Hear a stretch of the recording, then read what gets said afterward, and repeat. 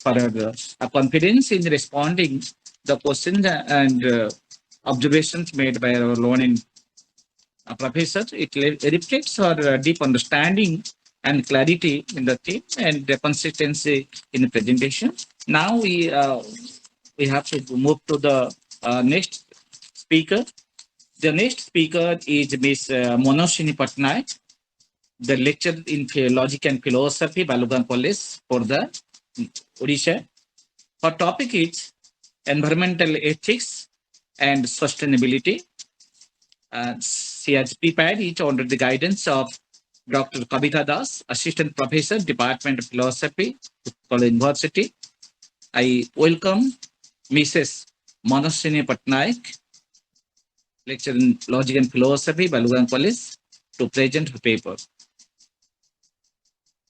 Hello, welcome, Manaswini. Right. Good evening to all. Am I audible and visible clearly? Yes, clearly.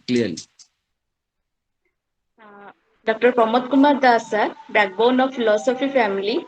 Dr. K.O.M. Narayan Rao sir, Dr. Kailash Chandra Maharana sir, respected judges, my co-speakers, and dear participants.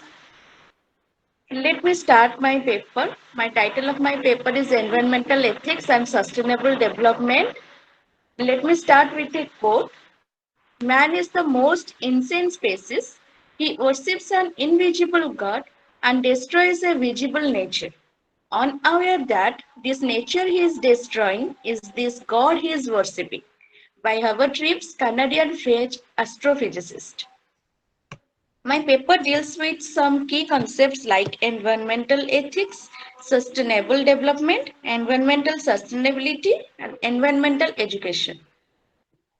Environmental issues have become more problematic and challenging all over the world due to industrialization and development, which done massive damage to the environment.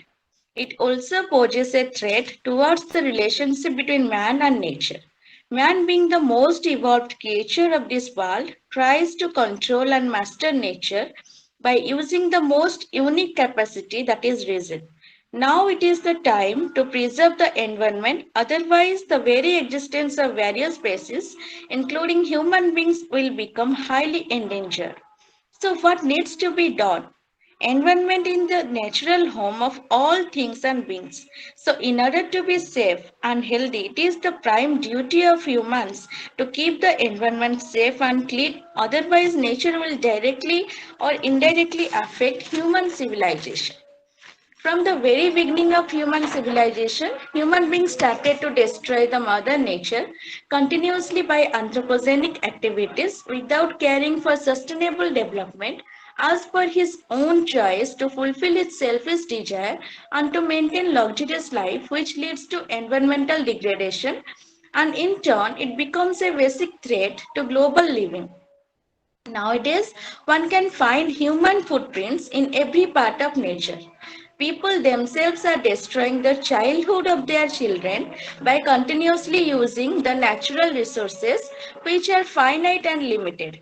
It is the right of every child that he must grow and enjoy his childhood in a healthy environment.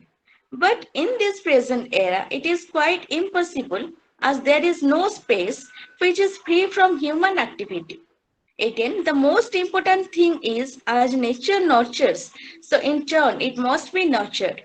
So the present paper discusses about the usefulness of environmental ethics for sustainable development. It also deals with some questions like why there is the need of ethics in the environment. Who is responsible for the damage of the environment? Can environmental ethics really helpful for sustainable development? One cannot deny that the disrespectful attitude of man towards nature and the unnecessary interference of man in nature is the most important cause of environmental degradation. A sustainable way of life aims at creating an environment where the future generation can afford to prosper in the same or more capacity as that of the present generation. It gives emphasis to the development which does not pose any threat to the environment. Whatever environmental degradation occurs in the process of development needs to be within the tolerable limits so that the future generation does not get affected by it.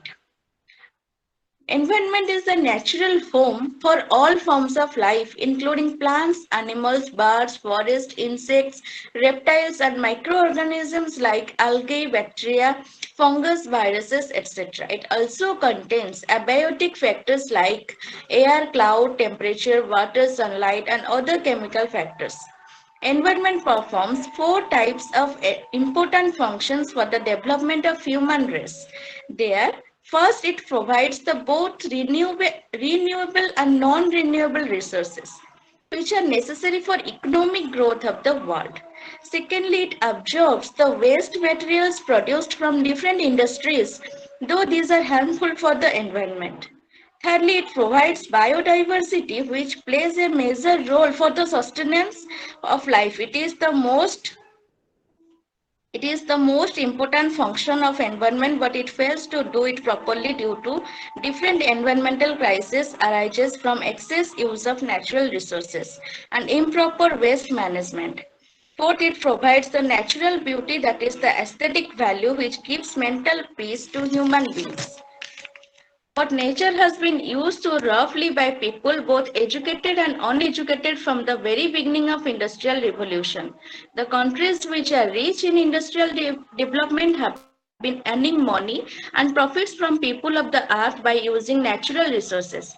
So they are very much responsible for the damage of the environment. Now the time has come to realize and rectify the human deeds and also to rethink about the best possible way to protect the nature for the future.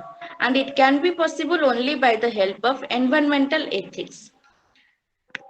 Biodiversity and modern age. The relationship between biodiversity and the modern age.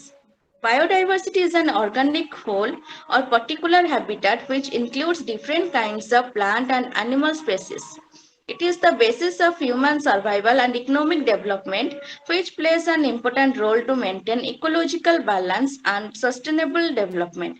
It plays a very pivotal role for developing human culture as it contains different types of values like social value, ethical value, aesthetic value, and productive value. Value has given to biodiversity because it helps to know our own identity and also our relationship with other living and non-living beings of the natural world. In social value of biodiversity, many plants of our country like tulsi, people, neem, mango, banyan, etc. are considered as the holy and sacred. The fruits, flowers, and leaves of these plants are used in worship. Similarly, birds and animals like cow, bull, peacock, parrot, owl, snake, etc. are given unique place in our society. The life of tribals, their customs, rituals, traditions are closely connected with nature. They love to live with nature. Ethical value of biodiversity is based on the concept of live and let live. In order to sustain ourselves, we have to preserve others' life, including flora and fauna, as we all belongs to the same habitat. In aesthetic value of the biodiversity, people spend time and money to enjoy the beauty of the nature. So they visit to the natural areas where wilderness exists. Many industries and their workers dependent on the productive value of biodiversity. For example, paper industry, dairy farm, plywood industry, textile industry, pawl industry, etc. People collect milk from cow, buffalo, goat, collect silk from silkworm, and by selling them, they earn their livelihood. Thus, men should take care of biodiversity because without conserving the biodiversity and minimizing anthropogenic activities, sustainable development is not possible. Sustainable development is need of the time. This present age is considered as the age of science and technology because nowadays people cannot live without technology. They cannot even think about their daily life without technology. Though it is very much helpful, it saves much more, but it also has some kind of disadvantages which cannot be ignored. People are forgetting about their own nature and culture. They are very much attracted towards material acquisition to get initial name, fame, and to earn money easily.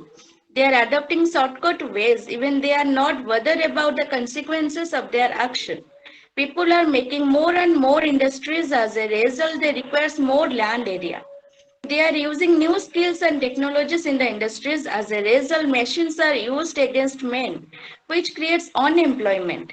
People are working hard to make their career graph high, and so they keep themselves busy in their professional life. Meanwhile, they are not able to take proper care of their children. They are ready to compromise the childhood period of their children. From very initial period, parents engage themselves to skill their children in different online games, video games to make them smarter and also to live without parents. As a result, their children are expert in technology, but physically they are weak and fail to play and enjoy the natural environment. It is the right of the children to grow in a natural and healthy environment, and it is our duty that we must provide them such environment. Now, what is environmental sustainability? It is the foundation of sustainable development. It is defined as the responsible interaction with the environment and to avoid degradation of natural resources and allow for long-term environmental quality.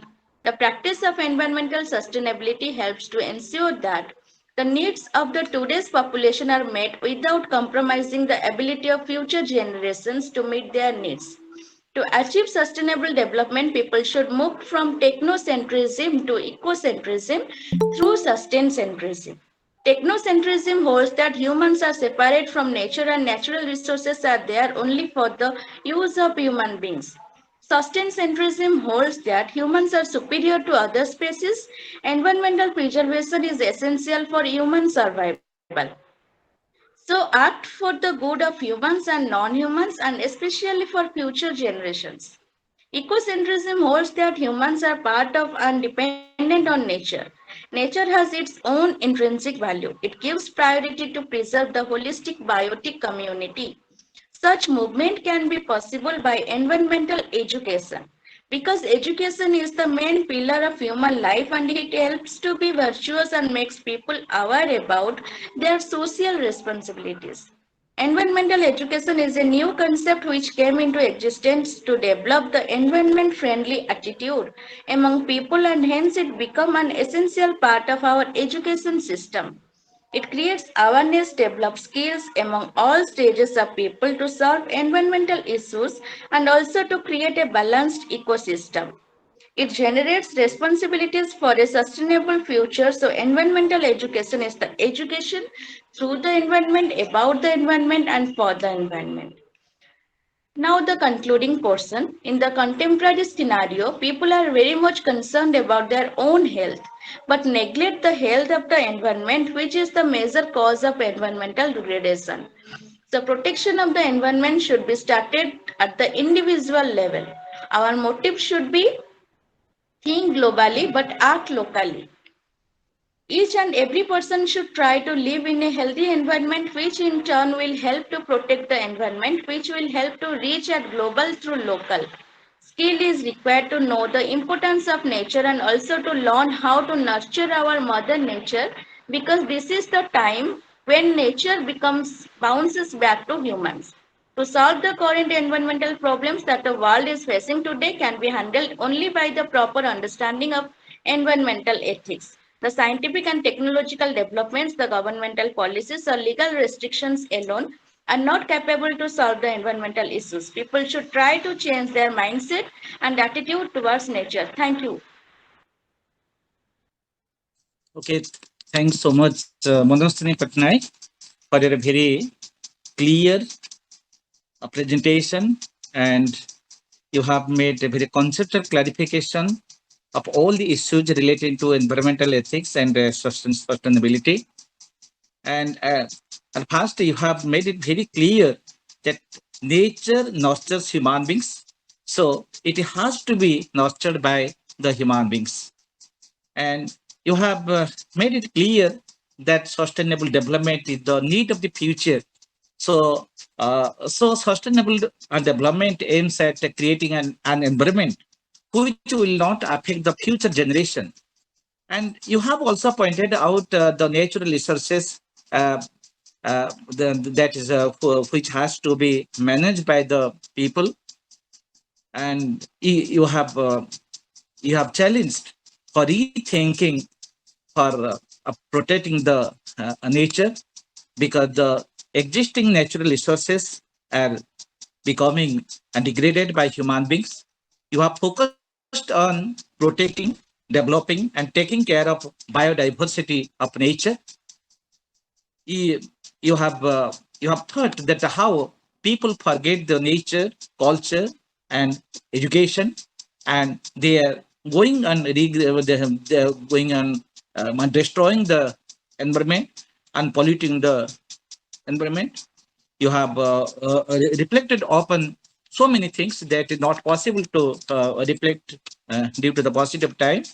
And at last, you have a concern to move from the the technocentrism to ecocentrism, which is the modern approach, which is the need of the hour. Thanks so much, Manaswini, for a beautiful presentation and for your comprehensive analysis of all the things comes under environmental ethics, and which is the time, which the need of the time. Now, I would like to request Professor Pramod Kumar Das to carry on the interactive session. Over to Dr. Rao.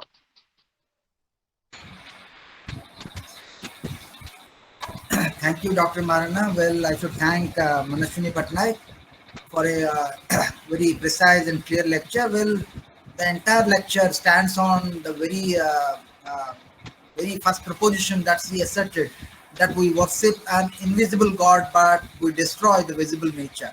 That's the problem that we are having today. Well, we have it as well. I don't think Kailash Das sir is there. He has left probably. So let us move to Anup sir. Well, your observations and comments, sir. Dr. Roy. Dr. Anup. Thank you, Manaswini, for your nice paper. I should say it is specific, pointed, and clear. That way, you should be congratulated for the nice paper you have presented, and you have covered all the sides, all the aspects of environmental ethics which are necessary for your topic very nicely. I don't have any suggestions. Thank you and wish you the best. Thank you, sir. Thank you, thank you, Dr. Rao. Well, one thing, as you have clearly pointed out, your concern is most on the sustainable development and having a sustainable life. So your concern is both nature and the existence of different life forms on this planet. Your concern is that we have done a lot of injustice towards this planet, and it is time that we should all learn from our mistakes, and we should come together and join hands so that this planet can exist in order to make our existence possible. Otherwise, our own existence is under danger. Where very nicely towards the end you have said that we are concerned about our own health, but we are not concerned about the nature's health. So the problem, the paradox is, the man has now started realizing that his own health much depends on the wellness and the good health of nature. If the health of the nature is going worse day by day, how can we think of a good health for the human beings? So that's a great thing to think of. That's why that's why Manaswini also pointed out that it is time that we should lead a sustainable life, so that we have to look at nature for various needs, but the element of sustainability should hang in our mind. Well, pointing in technologies, you said, there should be a move towards ecocentrism and all. Well, that is there, but we are onto a age where we cannot even avoid technology. Well, I remember the interaction with the students, the special session last month, where Kailash Das sir pointed out that we need a technology, but we need an ethics of technology. We need how this technology has to be applied, how it is to be used. I remember, well, a small instance to suggest, Manaswini, that we need mobile. Well, this is the need of the day. Well, we cannot go, we cannot live without. Okay, so you see, the operators, in order to have less number of towers, they increase the frequencies of the tower. had there been more towers, they could have reduced the frequency.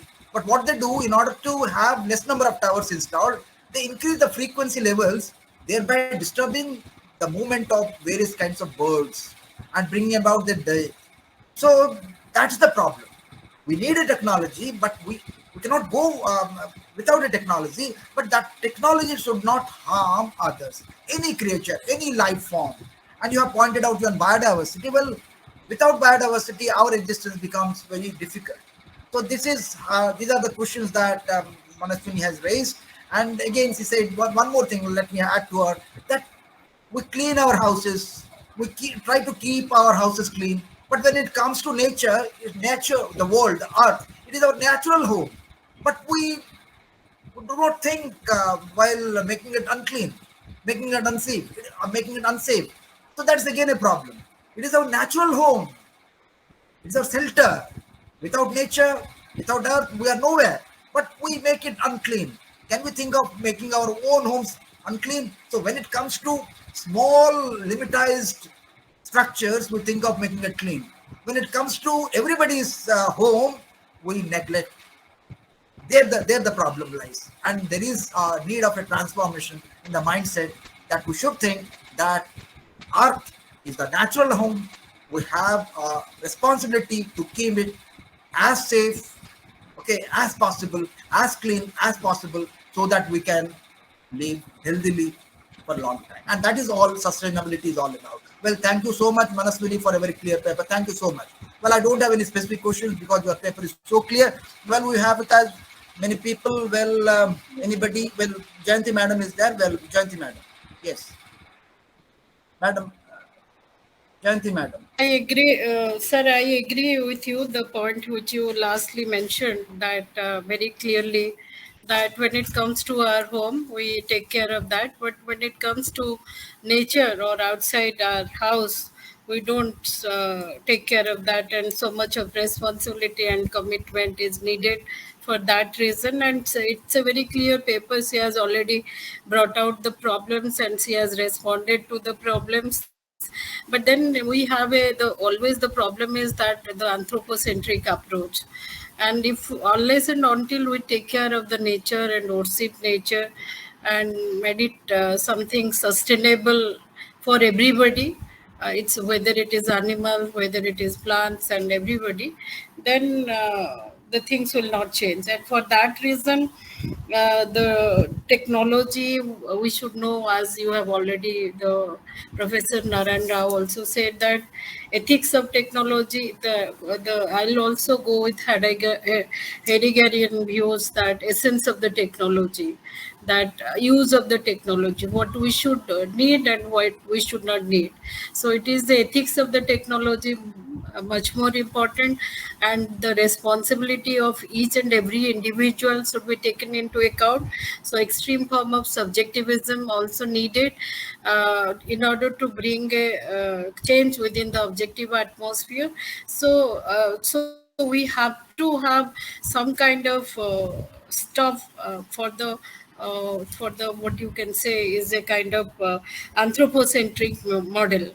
If we go by Marxian model of man controls the nature and transform the nature, so then we cannot uh, talk about the environment, conservation of environment, or we cannot protect. And to protect everything, so we need to have a sense of responsibility, ethical responsibility and commitment, which again I will say that it is there within the Indian philosophical traditions, very clearly mentioned in the Vedas, what needs to be done. So that is a good paper, I think. Thank you so much. Thank you, Jayanti madam. Well, anybody who wants to add to this, or anybody just well, let us move to our admin, Pramod Das sir. Well, nobody is responding. Well, we have with us our admin, Professor Das. Well, sir, your observations. Manaswini madam, really it is a very good paper, and you presented very well, and you are very well guided by your guide, Dr. Kavita madam. That is wonderful. One thing I appreciated very much, which is not generally discussed anthropocentrism, cosmocentrism, these things are discussed everywhere. One thing that appealed to me, that you said that sanskara, or that begins from childhood. So there is a question of parenting. So parents, they should take care of children from the beginning. That yes, there is the need of technology, but one should not be technocentric. One should not be techno addicted. That is a very good point, and that should be culture from the very childhood. Because when that child is grown up, he becomes addicted to technology, and that is a great threat to nature. So I really enjoyed your topic, and this is such a presentation which does not invite any question. So that indicates the beauty of a presentation. Thank you, Manaswini madam. Thank you very much, sir. Yes, thank you, Professor Das, and also thank Manaswini Madam for a clear paper. Well, let's move to Kailash sir for inviting the next participant. Vice our admin, Professor Pramod Kadas, all the participants have tried to limit their paper within the time. And I thought actually all of them have given their obligation and justice to the time. So today, the 4 participants, Professor, 4 participants, Miss Khyara, Mr. Surojit Das, Miss Manaswini Pattanaik, and Mr. Chotan Das, they have all given justice to the time. And Miss Khyara, Mr. Surojit Das, Miss Manaswini Pattanaik, they have presented their paper very nicely, and they have also responded to the questions and observation made by our learned professors. And today we have a very good session, and Professor Pramod Kumar Das has also given some advice to Mr. Chotan Das, because he is a PG student, and he has tried to present his thought, and he has tried to give clarity in thinking and understanding and in presenting the paper. And this is a platform of learning. This is a platform of knowing something and to learn from the senior professors. So it will be a lesson for Mr. Chotan Das to learn more and more and to modify his paper and to try to know how to present paper. But actually his paper was also a very good paper, and his topic, human values and professional ethics, is also a very good paper, and it has to be extended as per the suggestions of so many professors. And today I don't have the words how to propose my vote of thanks to Professor Jayanti Priyadarsan Sahu from JNU, New Delhi. And she goes and participating in all the webinars of Philosophy Family, and her suggestions and observations in Philosophy Family are very praiseworthy, and they are motivating and inspiring to all the participants and to the viewers. The viewers and participants, they are learning so many things from Professor Jayanti's observation and inspiring thought. So on behalf of Philosophy Family, I would like to extend my thanks and gratitude to Professor Jayanti Priyadarsan Sahu of Delhi University for presence and for observation with all the participants. I extend my thanks to Professor Kailash Das sir, the esteemed judge and the senior professor of Odisha. He has given his observation, he has inspired the participants, and has also motivated the viewers that present now. And Professor Anup sir is very student friendly. He always congratulates and encourages the participants who are present their paper in philosophy family. And today he has encouraged all the participants to extend their paper and to add some new things in their papers in order to make it enriched from different point of view. And Professor Pramod Kumar Das has given this, the Armeni, he tries to invite the learning students, research scholars, and teachers to come forward to philosophy family to have their philosophical reflection, and so that it will motivate all the students and teachers of our country and abroad, so that they will be highlighted, their knowledge will be popularized, and they can give an opportunity in future programs and future events. So thanks so much, Professor Pramod Kwandas, for the beautiful observation, for the encouraging words, and for the inspiring observation for the participants and for all the viewers. Professor Dr. K. Omran Rao, while moderating the sessions, he always gives advice to the participant, and his philosophical deliberation and his philosophical reflections are generally motivates us. So I don't find in words how to propose vote of thanks and how to extend my warm feelings for Professor Dr. K. Umnan Rao. And I don't forget the name of Sravani Mr. Madam, who always attends the academic programs of philosophy family, and she never forgets to give her own observation on the chat box, and it also inspires us, motivates us, and it also inspires our viewers to have their own feeling, own observation, and own queries on the chat box, so that it will be an motivational words for all. So again, I have not taken the names of so many viewers who are present in the philosophy platform, in the philosophy family. I I extend my warm feelings and best wishes and gratitude to all the viewers present today. And I request all the viewers to have their presence in future events to make the academic programs of philosophy family uh, very that is so that the philosophy family will be able to provide much academic programs in future.